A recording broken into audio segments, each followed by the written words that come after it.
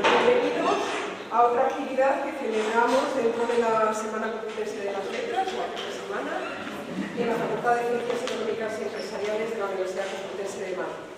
Esta actividad es una lectura continuada, lectura pública de textos de economía, en que se va a proceder a leer detallados de economía. Entonces, en primer lugar, voy a dar la palabra al vicedecano de Asuntos Económicos para que explique cuál va a ser la dinámica de la lectura y luego inauguraré yo con un texto especial esta lectura y luego ya pasaremos a leer los textos económicos. Muchas gracias, decana. Buenos días, bienvenidos a todos. Vamos a hacer por segundo año la lectura continuada de la riqueza de las naciones.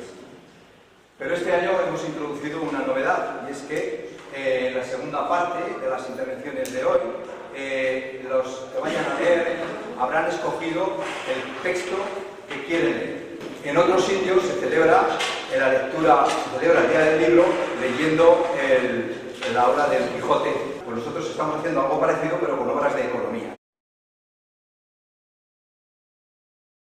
Hoy día, 23 de abril, se celebra el aniversario de la muerte de Cervantes en 1616.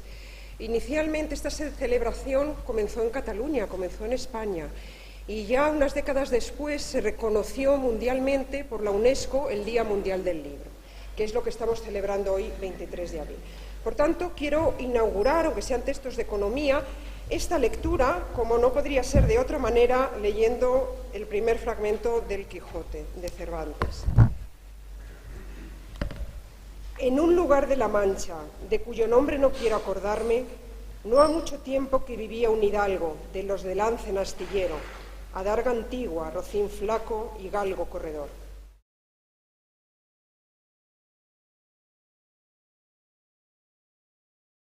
Introducción y plan de la obra. El trabajo anual de cada nación es el fondo del que deriva todo el suministro de cosas necesarias y convenientes para la vida, que la nación consume anualmente y que consisten siempre en el producto inmediato de ese trabajo o en lo que se compra con dicho producto a otras naciones. Sea cual fuere el estado de la habilidad, la destreza y el juicio con el que el trabajo es aplicado en cualquier nación, la abundancia o escasez de su producto anual debe depender, mientras dure ese estado, de la proporción entre el número de los que están anualmente ocupados en un trabajo útil y los que no lo están. Libro primero.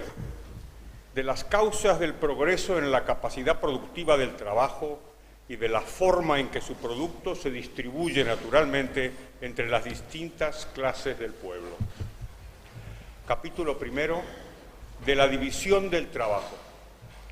El mayor progreso de la capacidad productiva del trabajo y la mayor parte de la habilidad, destreza y juicio con que ha sido dirigido o aplicado parecen haber sido los efectos de la división del trabajo. Consideremos por ello como ejemplo una manufactura de pequeña entidad, una en la que la división del trabajo ha sido muy a menudo reconocida, la fabricación de alfileres.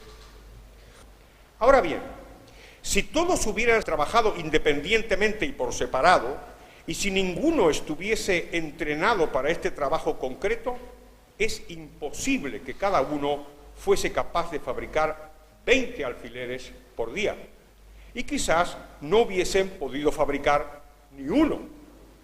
Es decir, ni las 240ª parte y quizás ni siquiera las 4.800ª parte de lo que son capaces de hacer como consecuencia de una adecuada división y organización de sus diferentes operaciones. A tres circunstancias diferentes. Primero, al aumento en la destreza de todo trabajador individual. Segundo, al ahorro del tiempo que normalmente se pierde al pasar de un tipo de tarea a otro. Y tercero, a la invención de un gran número de máquinas que facilitan y abrevian la labor y permiten que un hombre haga el trabajo de muchos. En tercer y último lugar, todo el mundo percibe cuánto trabajo facilita y abrevia la aplicación de una maquinaria adecuada. Ni siquiera es necesario poner ejemplos. Me limitaré a observar, entonces, que la invención de todas esas máquinas que tanto facilitan y acortan las tareas derivó originalmente de la división del trabajo. En una sociedad bien gobernada, a esa riqueza universal que se extiende hasta las clases más bajas del pueblo. Cada trabajador cuenta con una gran cantidad del producto de su propio trabajo, por encima de lo que él mismo necesita. Y como los demás trabajadores están exactamente en la misma situación, él puede intercambiar una abultada cantidad de sus bienes por una gran cantidad, o lo que es lo mismo, por el precio de una gran cantidad de bienes de los demás. Capítulo 2 del principio que da lugar a la división del trabajo.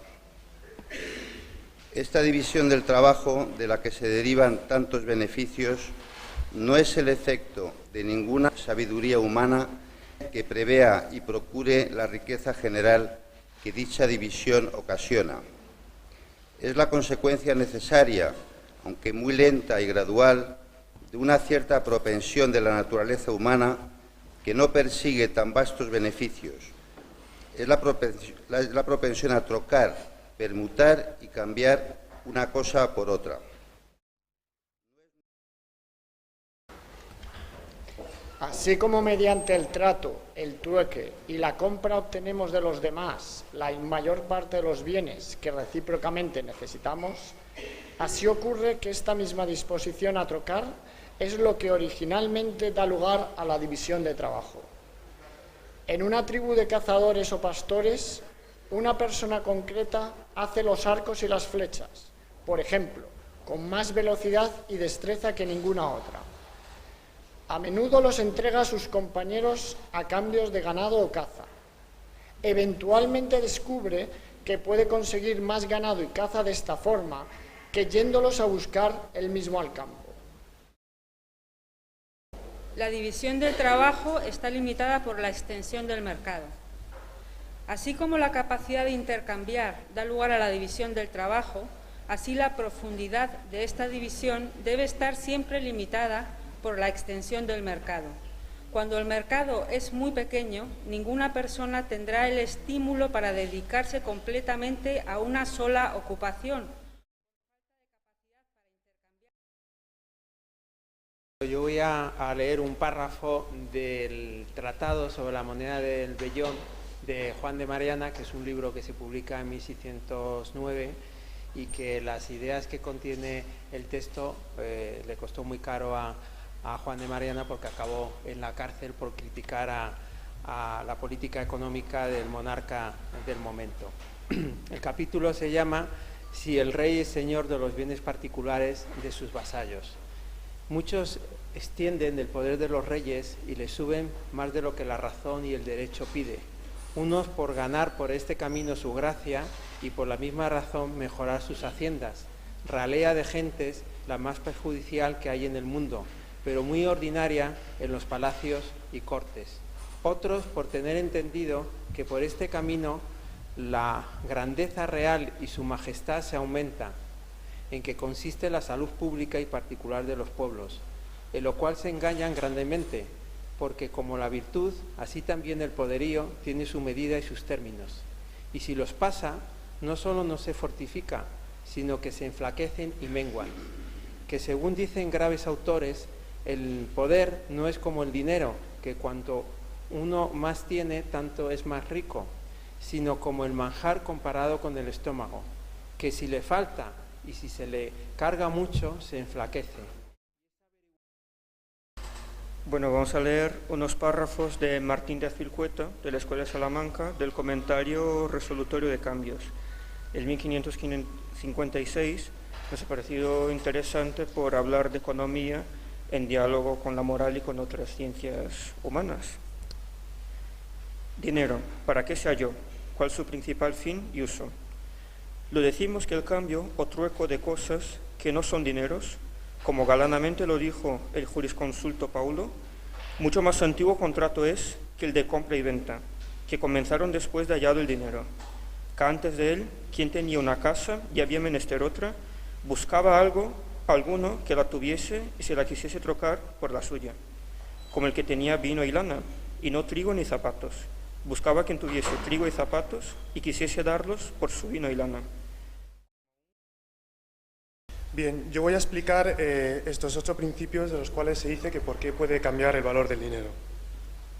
Por el primero, que es de no ser un mismo metal, vale más las veces un ducado en oro al que lo tiene que en otro en plata, por lo poder mejor guardar o llevar lejos. Y al revés, a las veces uno en plata o metal más que otro en oro por la falta de moneda menuda para gastar. Por el segundo respecto, que es de no ser las 2 monedas de metal de igual quilate, acontece que 2 ducados, que por la ley están estimados por de un valor, como lo están los ducados de Castilla, Portugal, Hungría y Florencia. El uno puede valer más que el otro, aunque estén... De Joseph Schumpeter, un economista austriaco emigrado a Estados Unidos, y he elegido su libro mejor escrito y más conocido, Capitalismo, Socialismo y Democracia, de 1942. Voy a seguir una traducción española muy reciente, que es de una parte que se titula así, ¿Puede sobrevivir el capitalismo?, de una editorial anarquista con el nombre de Capitán Swing, pero el libro está muy bien editado y bien traducido en español. Esta parte es de esta segunda parte del capítulo 12, del apartado La obsolescencia de la función del empresario innovador. Ya hemos visto que la función del empresario innovador consiste en reformar o revolucionar el sistema de producción, explotando un invento o, de una manera más general, una posibilidad técnica no experimentada para producir una mercancía nueva o una mercancía antigua por un método nuevo, para abrir una nueva fuente de provisión de materias primas o una nueva salida para los productos, para reorganizar una industria, etc. La construcción de ferrocarriles en sus primeras etapas, la producción de energía eléctrica antes de la Primera Guerra Mundial, el vapor y el acero, el automóvil, las aventuras coloniales ofrecen ejemplos espectaculares de un amplio género de negocios que comprende innumerables ejemplos más modestos, hasta llegar en el peldaño inferior de la escala a cosas tales como lograr un éxito en una clase especial de embutido o de cepillo de dientes. Hemos elegido a Yunus y además podíamos haber elegido cualquier libro de los suyos, Un mundo sin pobreza o El banquero de los pobres, pero nos parecía que era todavía más interesante el texto de la conferencia que dio él hace 10 años justo, celebrando el 60 aniversario. Yo era profesor en la Universidad de Chittagong, una de las universidades de Bangladesh, donde impartía clases en la Facultad de Económicas. Naturalmente no es tan grande como la Universidad Complutense de Madrid, aunque existe cierto parecido entre este recinto universitario y la universidad en la que yo daba clases, por el hecho de que ambas se encuentran alejadas de la ciudad. La razón por la cual aquella estaba situada en una zona rural era porque algunos políticos pensaban que los estudiantes podrían crear problemas en las ciudades, de modo que era mejor mantenerlos diferenciados de estas.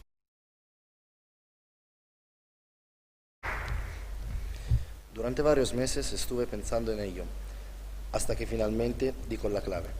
Lo propuso el director del banco, que me utilizará a mí como avalista. Yo firmaría todos los documentos y asumiría el riesgo de préstamo.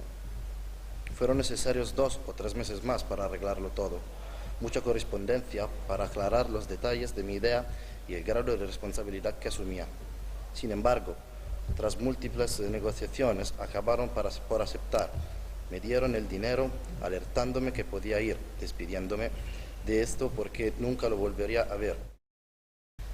Otra sensación que tuve en aquel momento y que todavía conservo es que donde se forman las mentalidades es en las aulas, durante el proceso educativo. Es allí donde se produce el proceso de formación de la estructura mental. El profesor transmite su propia mentalidad a los estudiantes. Mientras están en las aulas, estos la cuestionan, la ponen en entredicho, pero al final caen en la trampa y explican las cosas tal como su profesor se las explicó a ellos y empezaron a creérselas. Cuando salen de la universidad, todas sus dudas Todo lo que les pertenecía ya no existe. Se han convertido en los protectores de esas ideas heredadas, que han trasladado sin más desde su pasado. Y desde allí explican las cosas y se comprometen con ellas. He elegido un texto de una profesora de esta facultad, Elena Gallego Arbaroa, Mujeres Economistas, y el fragmento que voy a leer concretamente corresponde a una convención de mujeres celebrada en Massachusetts entre los días 23 y 24 de abril. Estamos hablando de 1850, creo. En las resoluciones adoptadas por la Convención, parte de las cuales transcribimos a continuación, puede constatarse que los promotores de este nuevo movimiento se declaran a favor de los principios y no temen defenderlos en toda su extensión, sin servilismos ni componendas. Resuelve que todo ser humano mayor de edad y residente durante un cierto periodo de tiempo en el territorio de la nación al que se le exige el cumplimiento de la ley tiene derecho a expresar su opinión con respecto a su promulgación, que cada una de las mencionadas personas cuya propiedad o trabajo está sujeto a impuestos con el fin de sostener al gobierno, tiene derecho a participar directamente en dicho gobierno.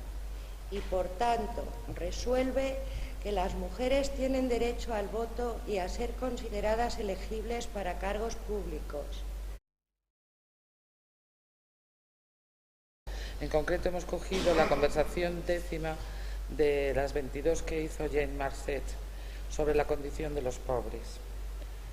Son dos personajes que, como en las otras conversaciones, pues hablan sobre economía política. Yo soy Caroline y ella es Mrs. B. Mrs. B, desde nuestra última conversación he estado preguntándome si no existen medios para mejorar la condición de los pobres. Y me parece que, aunque no tengamos los mismos recursos que tienen en América en cuanto a la extensión del territorio, poseemos grandes cereales que si se cultivaran, producirían una reserva de subsistencia adicional. Debe usted recordar que la industria está limitada por la cuantía del capital y que no es posible emplear más trabajadores de los que podemos mantener. Ellos trabajan para conseguir su pan de cada día y si no lo obtienen, no pueden ni deben trabajar. Dado que ya están empleados todos los trabajadores que el capital del país puede mantener, la única cuestión es determinar si es mejor que ellos trabajen en los campos que se encuentran en estado de labranza o en la preparación e incorporación de nuevas tierras al cultivo. Y esta decisión debe confiarse a los propietarios rurales, puesto que su interés en obtener la mayor cantidad posible de producto no es menor que el de las clases trabajadoras. Called Adam Smith, Wealth of Nations, and it's the beginning of chapter 1 of book 3, if any of you want to follow it up later. I've checked it out briefly in terms of difficult words, etc., and I don't really think there are any. But if anybody has any brief questions at the end, please come and see me. So, chapter 1 of the natural progress of opulence. The great commerce of every civilized society is that carried on between the inhabitants of the town and those of the country. It consists in the exchange of rude for manufactured produce, either immediately or by the intervention of money, or of some sort of paper which represents money. The country supplies the town with the means of subsistence and the materials of manufacture. The town repays this supply by sending back a part of the manufactured produce to the inhabitants of the country.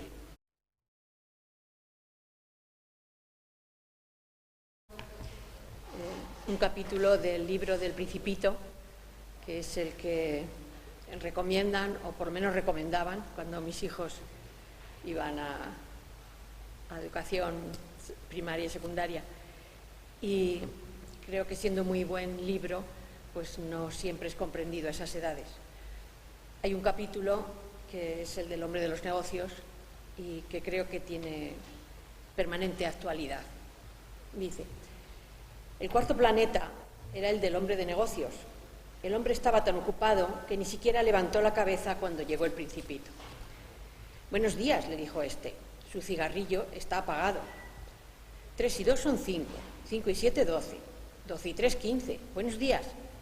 15 y 7, 22. 22 y 6, 28. No tengo tiempo para volver a encenderlo. 26 y 5, 31. Uf, da un total, pues, de 501.622.731. ¿500 millones de qué? Ah, ¿estás ahí? 500 millones de... Ah, ya no sé, tengo tanto trabajo. Yo soy serio, no me divierto con tonterías.